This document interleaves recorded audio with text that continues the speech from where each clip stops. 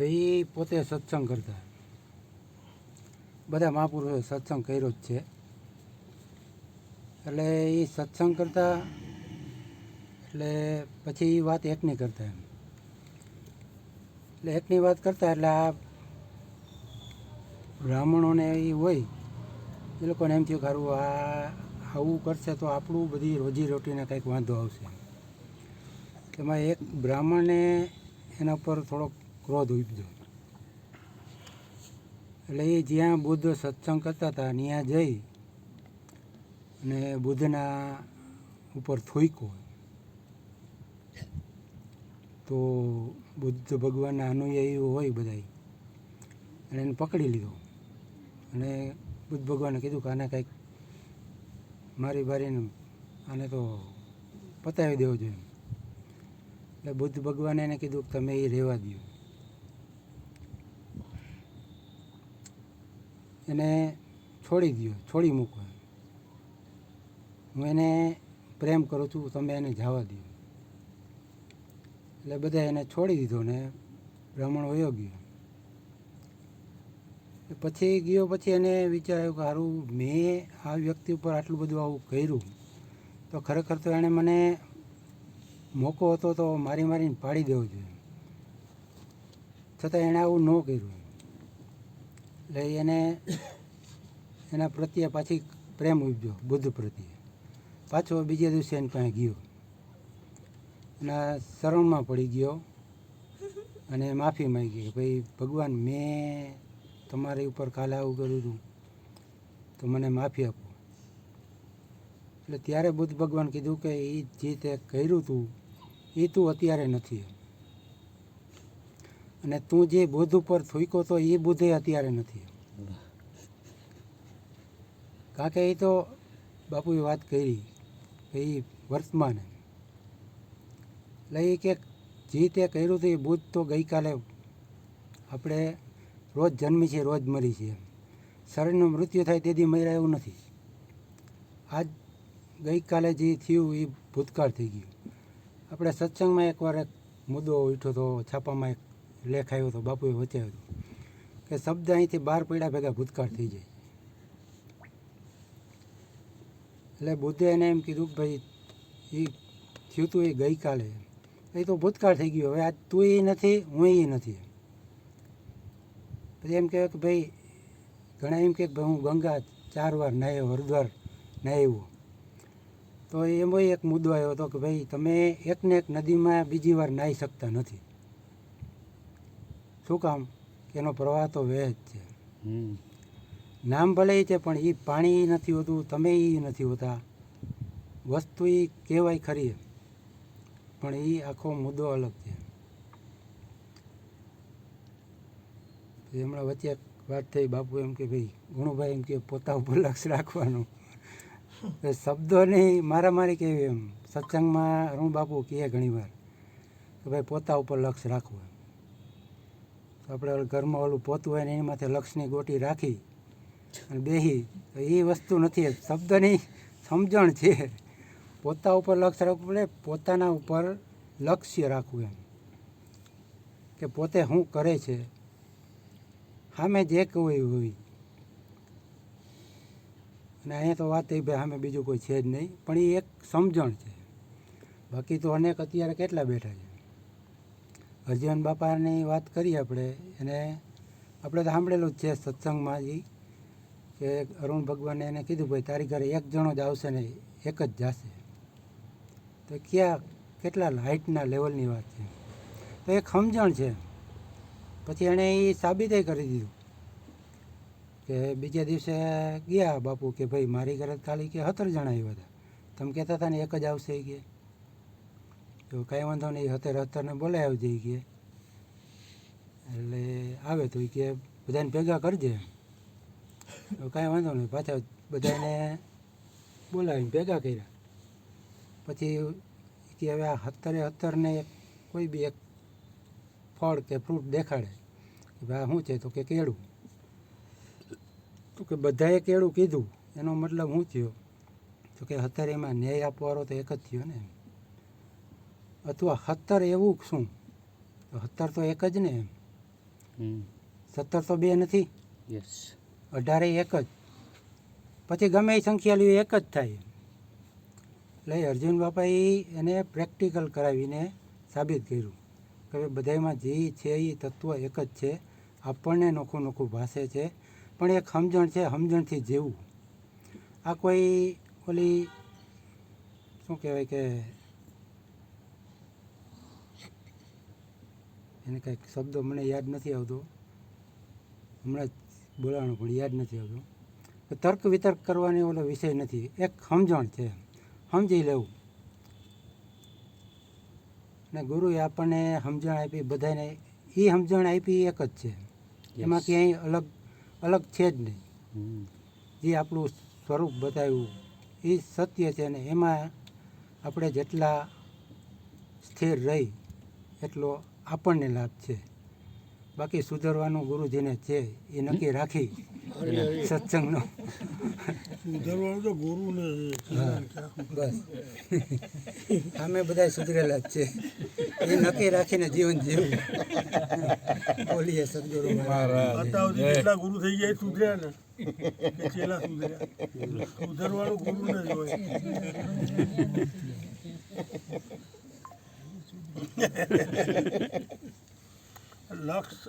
લક્ષની વાત કરીએ ને, લક્ષ જ્યાં સુધી ભેદાય નહીં ત્યાં સુધી લક્ષનું કામ છે. લક્ષ એકવાર બેસી ગયો પછી લક્ષ્ય ક્યાં લાવશો?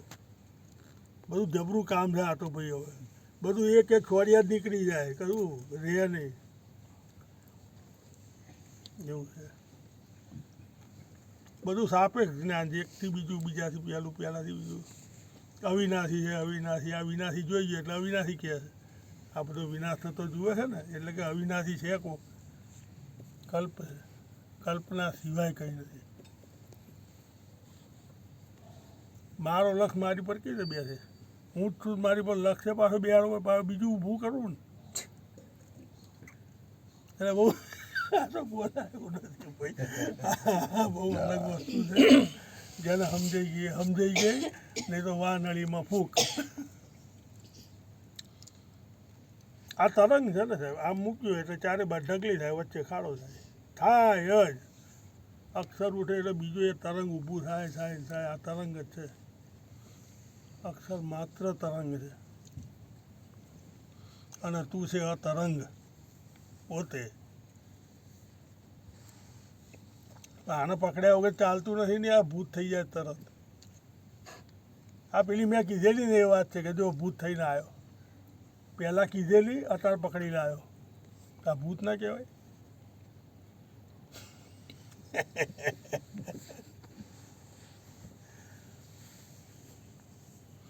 ગંગા સતીમાં કે બદલે નહીં જેના વર્તમાન, અને વર્તમાનમાં કાંઈ બનતું જ નથી. બનાવીને બતાવો કોઈ. વર્તમાન જે સત છે,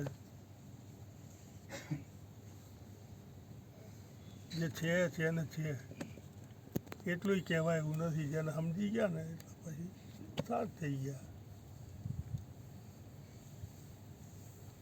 પછી બધું બાયપાસ થાય આમ ચારે બાજુ. એ પોતે બેઠો વચ્ચે સાત.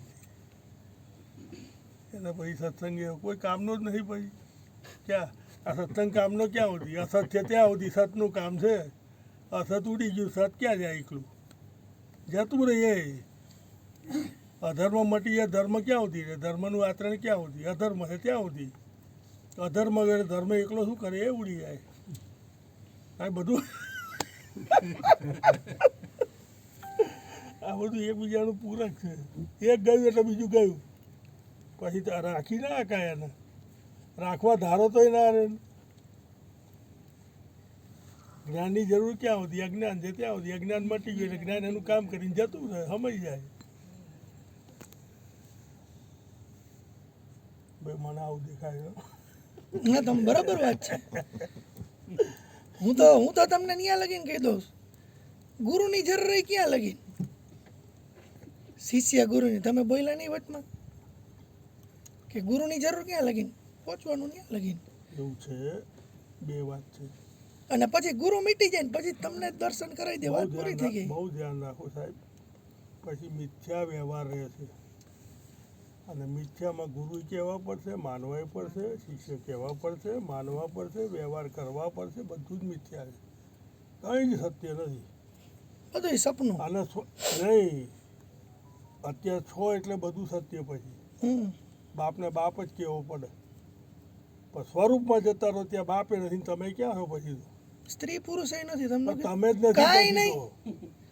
શબ્દ નથી ઉભો. એટલે કહેવાની વસ્તુ તમે હું. છે, બે પલ્લા જોડે ના કરાય, બે પલ્લા સમજી લેવાય, જે પલ્લે રહેવું છે એ પલ્લે વિવેકથી રહેવાય, બરાબર છે. બધી એક જ છે, બધી એક જ છે, બધી એક રહેવાય, બધું નોખું છે. જુઓ ને આમ એમ ના હોય ને સાહેબ.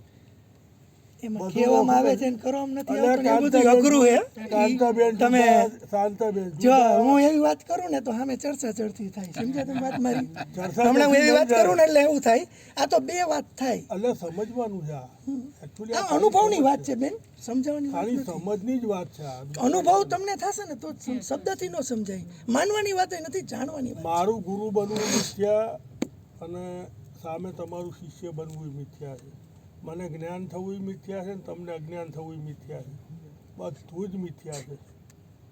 અને એ મિથ્યાને પાછું સત્ય કરી રાખવું છે આપણે. કોઈને ખબર શું પડે, આપણે શું સમજાય. ગુરુ થવું છે નહીં થવાય. જે તમે છો એ કેમ થશો? બધું જ તો તમે છો, હવે થશો કઈ રીતે એ તો કહો.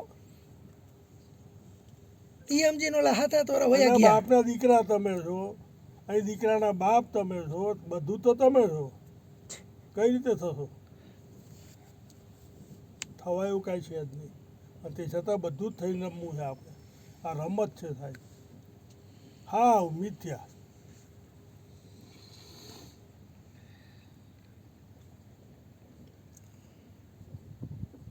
વસ્તુ જ એક છે.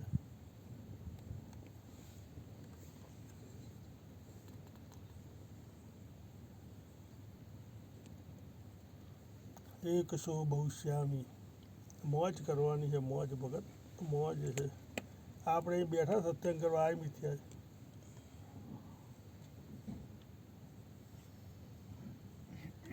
બનવું મટવું બધું જ મિથ્યા.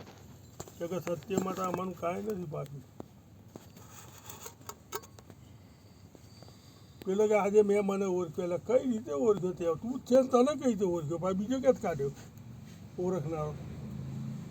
એટલે બહુ ગહનતાથી આને સમજી લેવાનું છે અને બહુ શાનમાં શાંત થઈ જવાનું છે.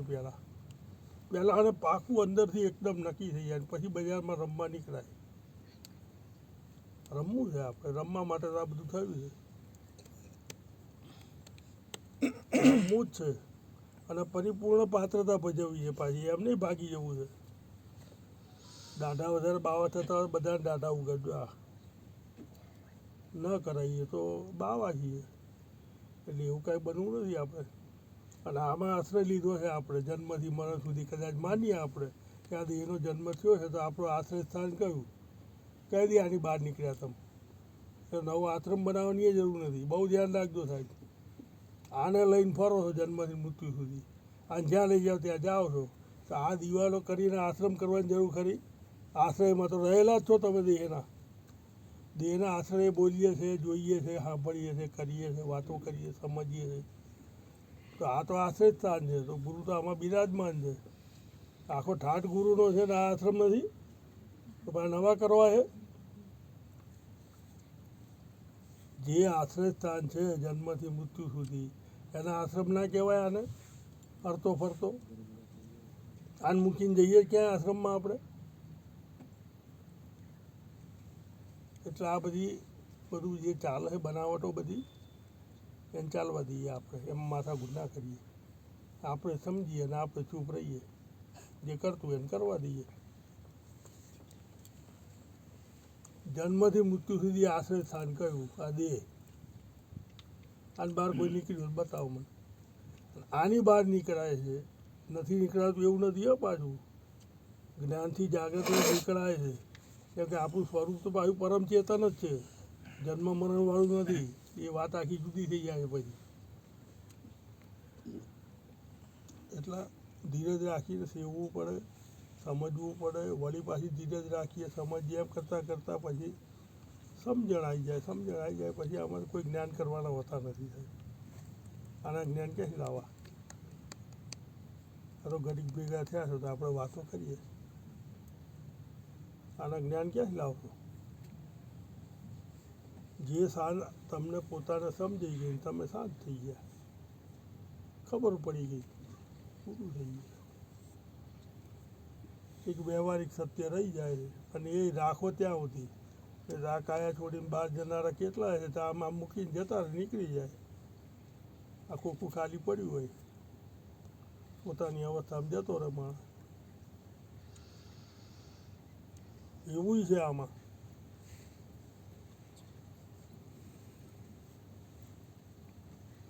આ જડત્વ તો આને લઈને જ, નહીં તો પોતે સ્વયં ચેતન છે, નિર્મળ ચેતન સ્વરૂપ. આપણે પોતે બીજો નહીં.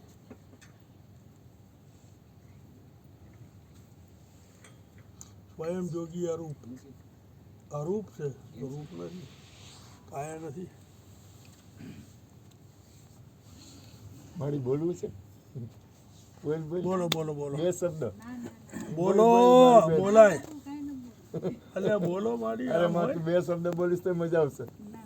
બોલો બોલો તમે બોલો હે? બોલો. મારા બાપુએ બોલકો ગળ્યો છે ને એટલે મારે લોચાય.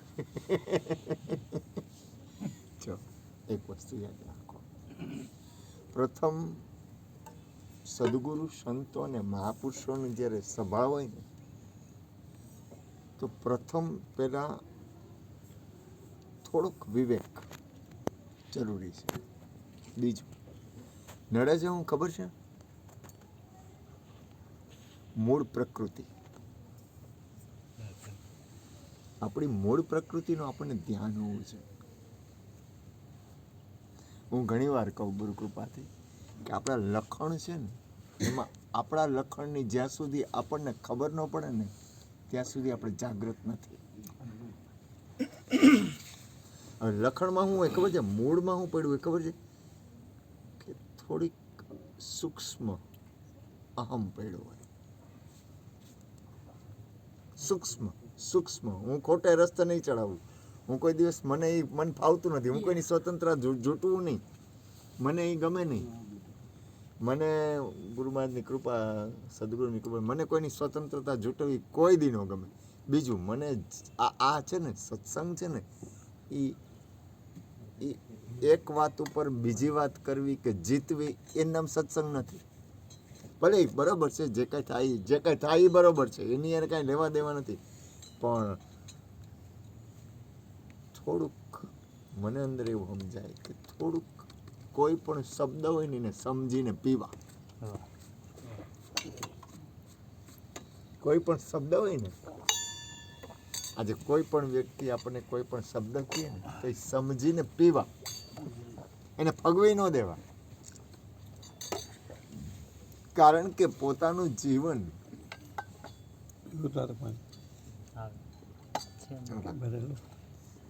આમાં કોઈ નાના મોટા છે નહીં. આમાં કોઈ જ્ઞાની અજ્ઞાની છે નહીં. હું તો આવું કહું, એવું કઈ છે જ નહીં. પણ સમજણ પછી કોઈ જ્ઞાની અજ્ઞાની કોના માટે નથી? જેને સમજ છે ને એના માટે કોઈ જ્ઞાની અજ્ઞાની નથી. કારણ કે એની દ્રષ્ટિ એવી છે, એની અંદરની સ્થિતિ એવી છે, એની અંદરનું ધ્યાન એવું છે. એની આ બધું મારે કહેવું પડે છે. જો સમજો, આ મહાત્મા એમ કીધું કે તમે આમ અડો ને એટલે ખાડો તો થાય જ. શબ્દનું ઉપર ધ્યાન હોવું છે. અને દરેકની પોતાની સમજ છે ને એમાં કંઈક એની સત્ય સમજ હોય જ. એવું ન માનવું કે મને સમજાય છે અને આ બાપુને નથી. જિંદગીમાં કોઈ દી ભૂલ કરવી જ નહીં. મને એક વ્યક્તિએ બહુ સરસ વાત કહી હતી. આ વિશ્વમાં એ કે જેટલા રહ્યા ને બધા મારા કરતાં મોટા જ્ઞાની છે. આ વિશ્વમાં મારી રાડ ફટી ગઈ. હું એકવાર બોલ્યો તો ખબર ને કાને, આ વિશ્વમાં જે કાંઈ રહ્યા ને મારા કરતાં મોટા જ્ઞાની છે. આ હૃદયમાં ઉતરે કારણ કે ખાસ યાદ રાખો, આ જીતવાની વસ્તુ છે જ નહીં. હું કહું છું એ સત્ય. હું આવ્યું ને એટલે એ મારા માટે મને નથી ફિટ આવતું. મારા માટે વાત કરું, હું કોઈને કહેતો નથી. ક્યાંક કાંઈક સૂક્ષ્મ આ છે ને, તમે આ છોકરો બોલ્યો એ કંઈ 3 વર્ષે સમજાણું ઓલા ભાઈને કે મારી ભૂલ હતી. એમ બહુ ઠરી જવા જેવું છે. ઠરી જવા જેવું. ઠરી જવામાં જે મજા છે ને એ મને ખબર છે ને, એમાં મજા નથી. યાદ રાખો, જનક મહારાજ હતા ને તો બાદશાહ માણા. જનક મહારાજ મેં એકવાર વાત કરેલી, આ મારા ભગવાન બેઠા છે એમાં જનક મહારાજે કીધું કે આવી જ સભા હતી. કારણ કે આ બાપુ છે એટલે મારાથી નીકળે એમ એવી વાત નીકળે. કારણ કે એની જે સમજ છે ને એ કાંઈ એમાં આપણે એમાં એ દરેક વ્યક્તિ આખું વિશ્વ બરોબર છે એમાં આપણે કેમ બરોબર કરવું? જે બરોબર છે એને બરોબર કેમ કરવું? આમાં આખું વિશ્વ બરોબર છે ને આપણે બરોબર કેમ કરશું?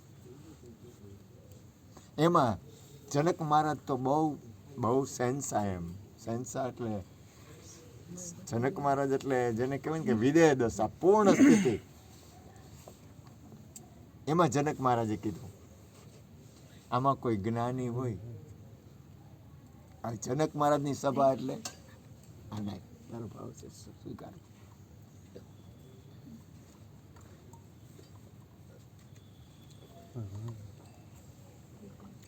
જનક મહારાજ એમ કીધું આમાં કોઈ જ્ઞાની હોય ને ત્યાં 1000 ગાય સોનાના શિંગડા અને સોનાના ખરીવાળી પોતાના આશ્રમમાં લઈ જાય.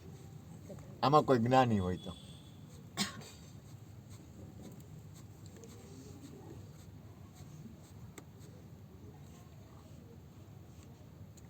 કોઈ કાંઈ બોલ્યું નહીં.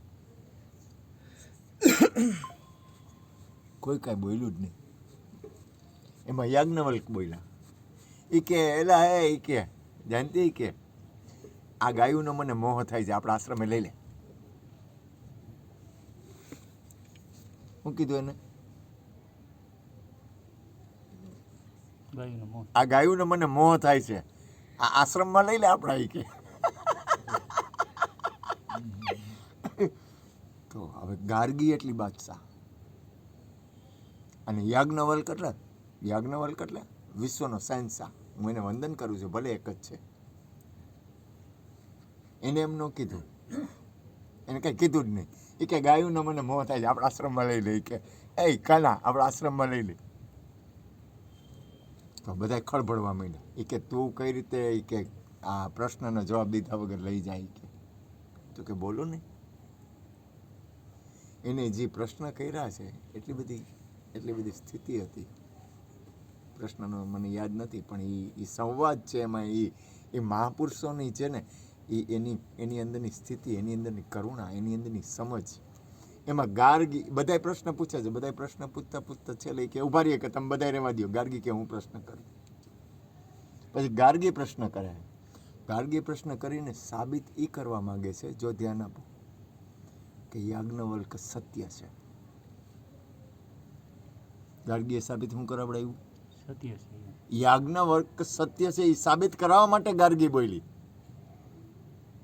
તમે ધ્યાન આપો, આ જીતવાનો માર્ગ છે જ નહીં. આ હુંનો માર્ગ છે જ નહીં. પ્રોબ્લેમ અહીંયા આવે. આ મને કંઈક ખબર છે અને મને થોડીક વધારે ખબર છે, અથવા મને ખબર છે એ સત્ય છે, એવું આ છે જ નહીં. આ એ વાત જ નથી. આ તો આનંદની એક છે ને એક. અને છેલ્લે એ ગાર્ગીએ કહી દીધું કે યાજ્ઞવલ્ક પાત્ર છે, એના આશ્રમમાં બધી ગાયો મોકલી દો. તો યાજ્ઞવલ્કે શું કીધું ખબર? આ ગાયો બધા એને વેચી દો. સોનાની ખરીદ પહેલાં છે ને એ જમાનામાં ગૌધન શ્રેષ્ઠમાં શ્રેષ્ઠ હતું. અને જનક છે ને શહેનશાહ હતો. આ વાત મેં એક સત્સંગમાં કરી. મહાપુરુષો હોય ને, મહાપુરુષો એની અંદરનું ધ્યાન, એની અંદરનું લક્ષ્ય, એની અંદરની સ્થિતિ, એ પ્રથમ સ્થિતિ એની જીતવાની ન હોય નહીં. બીજી એની મૂળ પ્રકૃતિ હોય ને, એની મૂળ પ્રકૃતિ નડે છે હું ખબર છે? તમે બહુ ડીપમાં જોશો ને તો પરમાત્મા કે તમારી સ્થિતિમાં ફેર નથી, પણ પ્રકૃતિ છે ને એ તમને કરાવડાવે છે. પ્રકૃતિમાં ધ્યાન હોવું જોઈએ કે મારા આ લક્ષણ છે. એટલે મહાપુરુષોના લક્ષણ શું હોય ખબર છે? એક જ હોય, કેટલા સમય, કેટલું બધું જાગ્રત હોય ને ત્યારે પોતાની મૂળ પ્રકૃતિની ખબર પડે કે મારા આ લક્ષણ, મારી આ મૂળ પ્રકૃતિ છે. અને ખેલ છે ને પ્રકૃતિના છે, અને પ્રકૃતિ છે ને માં છે. આ ખેલ શેના છે? પ્રકૃતિના છે. અને પ્રકૃતિ છે ને માં છે. બોલો બોલો બાપુ. આનંદ કરો યાર. તમારી અંદરની સ્થિતિ છે ને, તમારી અંદર એક ચેતનતાનું પ્રાગટ્ય થાય જ. કારણ કે આ છે ને, આ એક એવી આનંદની ઘડી છે. આ છે ને, આ એક જે કહેવાય કે આનંદ જ છે એમ. અને તમારી અંદર ચેતનતા પ્રગટ થાય જ. કારણ કે સત્પુરુષનું યોગ બળ વિશ્વનું કલ્યાણ હોય. આમાં વિશ્વનું કલ્યાણ પડ્યું છે. આ કોઈ લૌકિક વ્યવહાર નથી, આ કોઈ જીત હારની ચીજ છે જ નહીં, આ કોઈ લેવા દેવાનું નથી.